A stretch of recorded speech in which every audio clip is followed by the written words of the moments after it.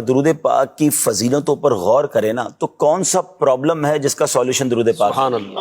روزی میں برکت چاہیے، ٹینشن دور کرنا ہے، بیماری دور کرنی ہے، عزت میں اضافہ کرنا ہے، رسوائی سے بچنا ہے، اچھی موت چاہیے، نبی پاک کا موت کے وقت دیدار چاہیے، واہ۔ پیارے آقا کے ساتھ قیامت کے دن کھڑے ہونا ہے، آقا کے ہاتھوں جام کوثر پینا ہے، نبی پاک کے ساتھ جنت جانا ہے، بار بار مدینے جانا ہے واہ۔ اور آقا کی زیارت کرنی ہے۔ ہائے ہائے۔ یہ ساری چیزیں آپ حدیثیں پڑھیں تو تقریباً یہ سارے انعام حدیثوں اور روایتوں میں موجود ہیں۔ کیا اور چاہیے کیا مجھے بتا دیں، ایک مسلمان کو اور کچھ رہ گیا ہے؟